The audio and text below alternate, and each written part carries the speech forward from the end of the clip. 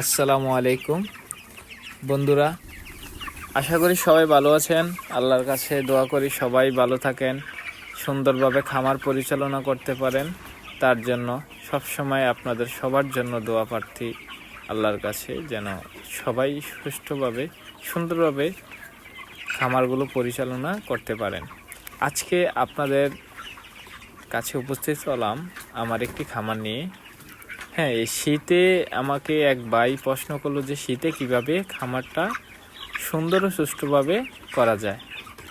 প্রথমত হলো ভাই, আপনি আপনার খামারের লাইটিং ব্যবস্থাপনা সঠিকভাবে করতে হবে। আপনার খামারের লাইটিং ব্যবস্থাপনা যত সুন্দর হবে, আপনার খামার শীতে তত ভালো হবে।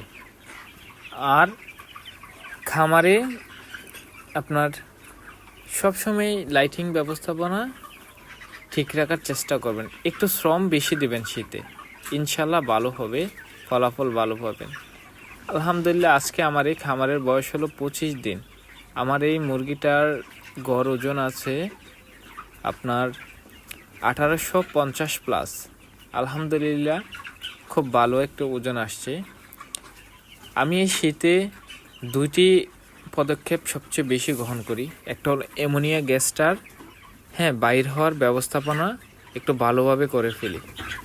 আমি এই যে দেখতে পাচ্ছেন আপনারা, উপর দিয়ে একটু গ্যাপ রাখা হয়েছে। এটার কারণ হলো আমার যে নিচের লিটার ব্যবস্থাপনা আছে, এটা হলো কাঠের বসির, তো ওইটাতে আপনার অ্যামোনিয়া গ্যাসটা একটু বেশি হয়। আর লিটারটা সবসময় এইভাবে জর্জরা রাখার চেষ্টা করবেন। এই যে দেখতেছেন আমার হাতে, আমার লিটারটা একেবারে জর্জরা। আমি প্রতি সপ্তাহে 5 থেকে 6 বার, আনুমানিক 5 থেকে 6 বার, তার চেয়ে বেশিও হয়, আমি লিটারটা নেড়ে দেই। তো কি হয়, লিটারের নিচে যে অ্যামোনিয়া গ্যাসটা আছে ওইটা বের হয়ে যায়। আর প্রথমে তো দেখালাম যে আমার খামারের চতুর্দিকে উপর দিয়ে একটু গ্যাপ রাখা হয়েছে। তো ওই গ্যাপটা থেকে এইভাবে যখন নাড়া দেই, তখন গ্যাসটা উপরের দিকে উঠে যায়। আর নিজের হাতে গ্লোভস পরে সব সময় নাড়া দিই। আপনাদেরকে দেখানোর জন্য আমি আজকে খালি হাতে নাড়া দিলাম। তো সামনের দিকে আগাই। আলহামদুলিল্লাহ, আপনারাও খুশি হবেন। আমার এই খামারে 1200 মুরগি ফালানোর ক্যাপাসিটি আছে, কিন্তু আমি সবসময় 1000 মুরগি ফালাই।